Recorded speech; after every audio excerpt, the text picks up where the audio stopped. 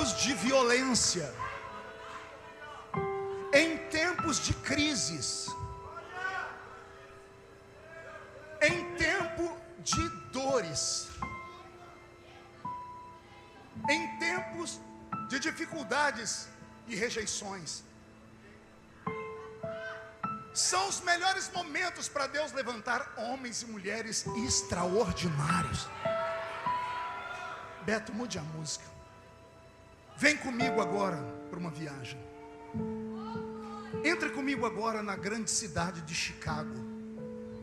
Não a Chicago de hoje, de um século atrás. Casas de madeira, umas coladas nas outras. E de repente um incêndio destrói a grande cidade de Chicago.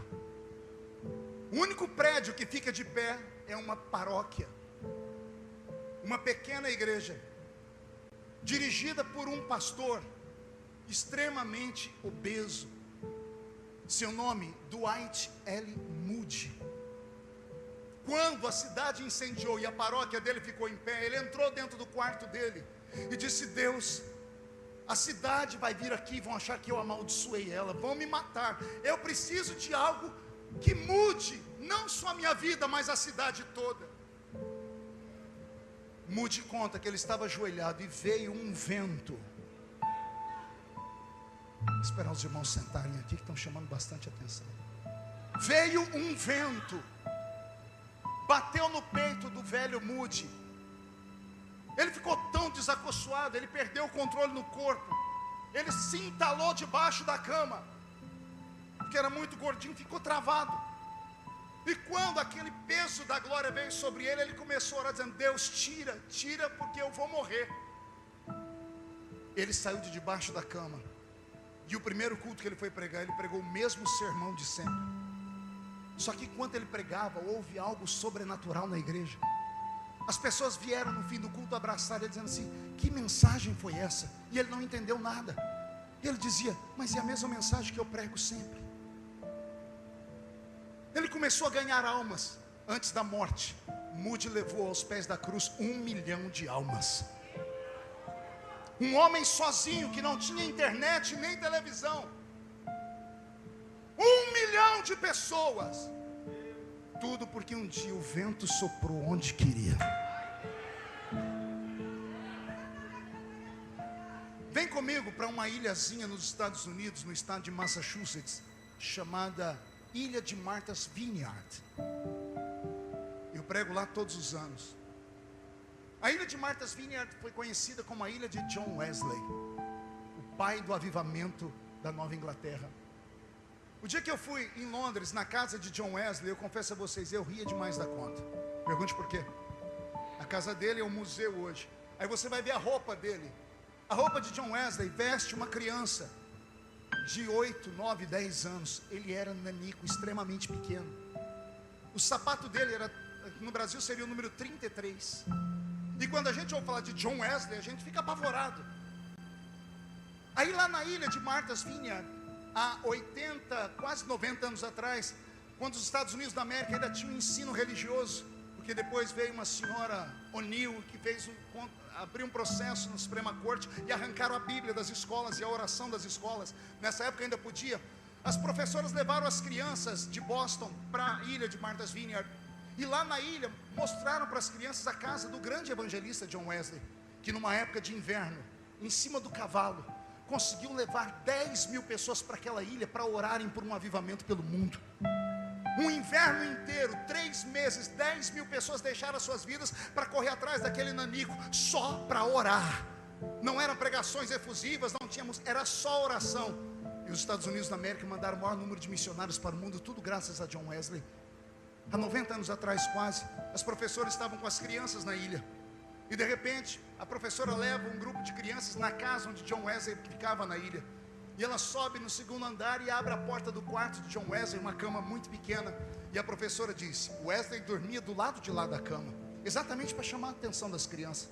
As crianças curiosas falaram: por que dali? Como é que a senhora sabe? E a professora disse: venha cá, olhe no chão, o chão de madeira. 2 marcas redondas afundadas na madeira.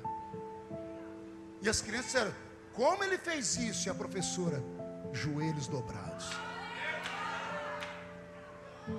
10 horas de oração por dia, 11 horas de oração por dia, 12 horas orando por um avivamento. A madeira afundou, tem a marca até hoje para quem for lá. Terminou tudo aquilo, a professora disse: Deus está procurando um novo Wesley. As crianças foram brincar para o piquenique. Na hora de ir embora, as monitoras chamaram para entrar no ônibus, e na lista de chamada faltou um menino, o William. E as monitoras correram pela ilha para saber onde estava o William. A professora que estava com a classe dele disse: olha, eu levei eles na casa de Wesley. E ela entrou na casa de Wesley, olhou lá no sótão, olhou no basement, olhou a casa inteira, e o menino não estava. A professora abriu a porta do quarto onde John Wesley dormia e não tinha ninguém. Quando ela foi fechar a porta, ela escutou um gemido. Ela abriu a porta e seguiu o gemido. Do lado de lá da cama, na ponta dos pés, um menininho de 8 anos de idade, pequeno, loirinho, olho azul, estava com um joelho numa marca e o outro joelhinho na outra.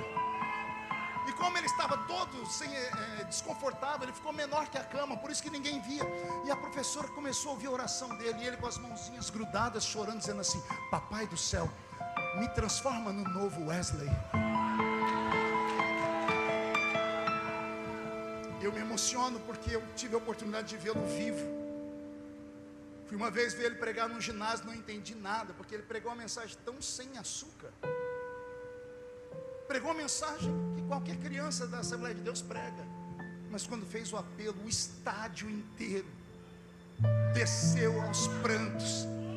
Pessoas jogando maços de cigarro, drogas. Eu nunca vi aquilo. Eu falei: meu Deus, o que é isso? Esse homem morreu o ano passado, o ano retrasado. Seu nome, Billy Graham. Billy Graham, o maior evangelista do século. Billy Graham e John Wesley, Moody, eram pessoas como eu e você. Mesma matéria, podre, carne e osso. Mesma Bíblia. O que falar de Charles Finney, o inglês que era bebum e fumante, ia na igreja, uma vida lá, outra cá, até que um dia Deus deu um puxão de orelha, ele fez um pacto de santidade. Veio sobre ele uma graça, que onde ele passava as pessoas iam caindo pelo chão. Ele parou Londres um dia, entrando numa fábrica de tecelagem, a maior fábrica de tecelagem de Londres. Ele não pregou. Na medida que ele ia andando dentro da fábrica, as pessoas que trabalhavam com os teares começavam a arrebentar, não conseguiam colocar a linha nas agulhas, começaram a tremer e começaram a se jogar no chão e começaram a dizer: Deus, perdoa os meus pecados. Eles não viam Finney, eles viam um brilho no rosto dele. O que falar de John Hyde, o homem que orava, diácono de uma igreja, diácono. Veio um grande pregador, pregou numa grande cruzada, fez o apelo, não veio uma alma.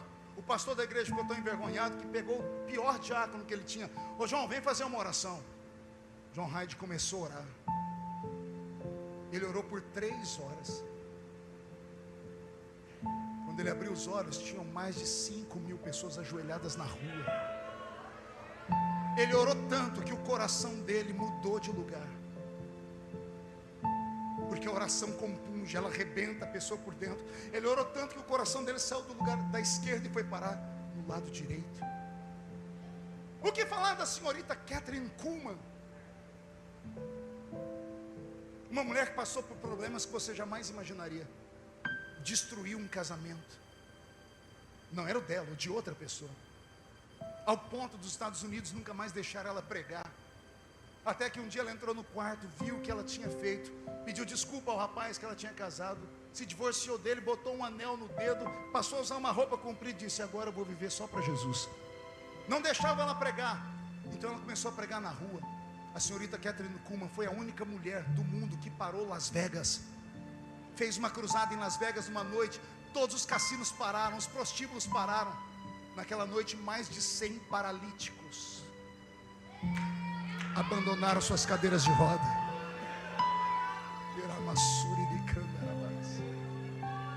E é essa senhorita Kathryn Kuhlman que está num culto que começou às 5 da manhã, quase o horário que nós vamos entrar. Ela começou a cantar, e uma multidão dentro de um teatro. E ela foi pregar, o Senhor não deixava ela pregar. De repente ela dobrou os seus cotovelos no púlpito e começou a chorar, dizendo: não machuquem ele, porque eu só tenho ele. Não firam o meu amigo Espírito Santo.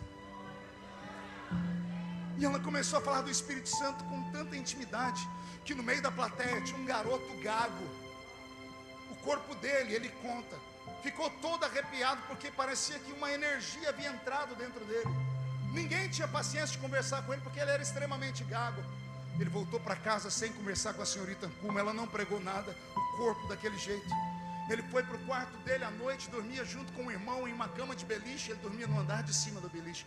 Quando ele acordou de manhã, sentou na cama, antes de saltar da cama, ele lembrou da senhorita Kuhlman. E ele disse: se você é amigo dela, vai ser meu também. E ele disse, gaguejando em inglês: good morning, Holy Spirit. Bom dia, Espírito Santo. E veio sobre ele uma unção que jogou ele para o chão. E ele ficou 8 horas caído no chão. Quando ele conseguiu levantar e abriu a porta do quarto, a mãe dele estava passando no chão. O VEC, como é que chama aqui, Roberto? Aspirador em português, estava aspirando. Quando ele passou perto dela, ela foi lançada pelo chão. A família toda dele foi tocada. Quando ele foi pedir desculpa para a mãe dele, ele falou normalmente, foi curado. Esse homem é o pastor Benny Hinn. Lembra do John Wesley que eu falei, o nanico?